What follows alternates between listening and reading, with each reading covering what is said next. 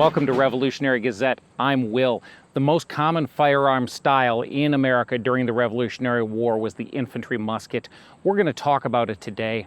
Before we can talk about it, whether in a museum setting, a research setting, or living history, we have to have a common way to speak to each other. The parts of the weapon are known as the nomenclature.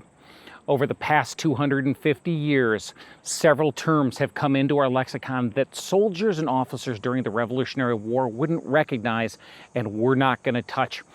Using drill manuals, officers' manuals, and writings from soldiers of the period, let's learn the nomenclature of the musket today.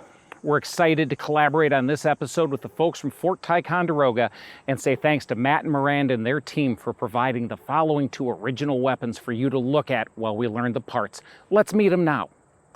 Our first example is a Shortland Service musket manufactured for the Irish Board of Ordnance at Dublin Castle. That organization mirrors the English Board of Ordnance located at the Tower of London. Its counterpart in today's episode is a French 1766 model musket. This example was produced at the Manufactures d'Armes at Charleville. Note the names we use for each, as we will share the proper period name for the parts of the weapon that must start with the weapon name soldiers or officers would have recognized in the period.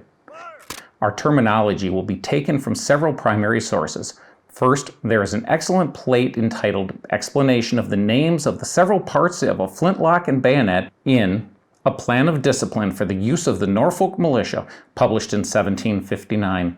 Written for British militia, this is a very complete look at the exterior parts of the weapon system.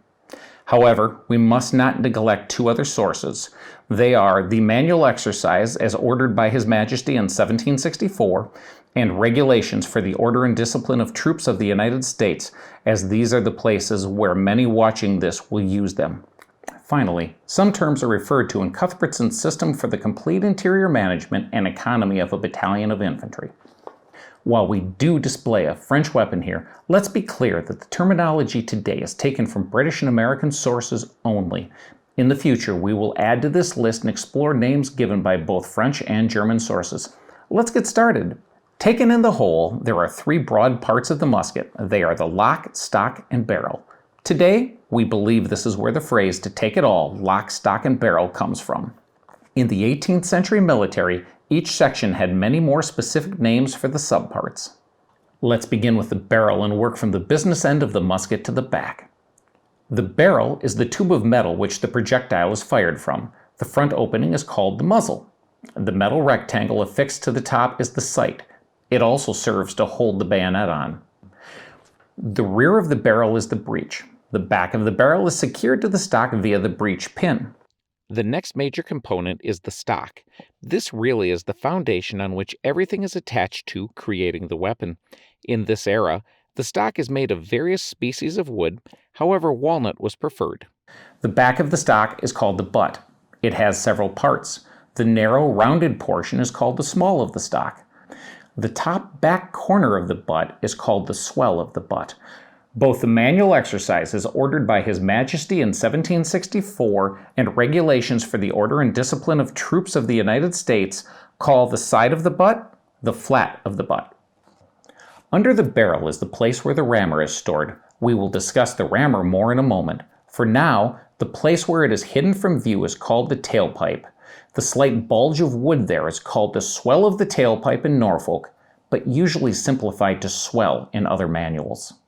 The brass loops under the stock on the British musket and iron bands connecting the stock and barrel of the French in front of the tailpipe are all termed loops in American and British military manuals of the period.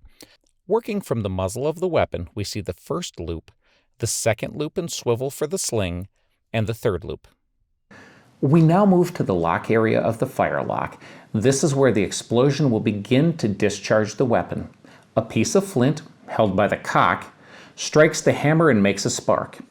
In this process, the hammer is flipped out of the way, revealing the pan filled with a small amount of powder. That explosion moves to the barrel via the touch hole. It is worth noting that neither the pan nor the touch hole are named in the Norfolk Disciplines plate. The hammer is held in place by pressure exerted by the feather spring, which we see on the outside of the weapon. The feather spring is called simply the spring in the Manual Exercise 1764. Below the lock, we see the trigger enclosed by the guard. The other swivel to hold the sling is mounted here. In the manual exercises ordered by His Majesty in 1764, it is spelled trigger, which is common to many earlier 18th century English military texts. As we look inside the lock, we will need to use a secondary source for our nomenclature. Dr. DeWitt Bailey does an excellent job describing the interior parts of the lock in British Ordnance Small Arms 1718 to 1783.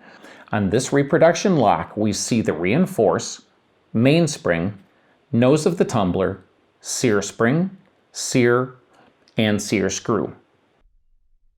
The tailpipe and loops we spoke of a few moments ago have an important job. They are the storage spot for the rammer. The wider end is called the butt of the rammer or the butt end of the rammer. The other end may be threaded to accept the wiper, per Cuthbertson's system for complete interior management and economy of a battalion of infantry. The bayonet is the small arm issued to soldiers with both of these firelocks. The business end is called the point of the bayonet. The blade ends at the bend of the shank. The bayonet is attached to the muzzle when the socket surrounds it. The sight is inserted in the notch in the socket to make this happen. Well, those are names of the parts of the musket that would be recognized by British and American soldiers during the Revolutionary War. Thanks to Fort Ticonderoga for sharing the originals with us and with you. We'll see you soon.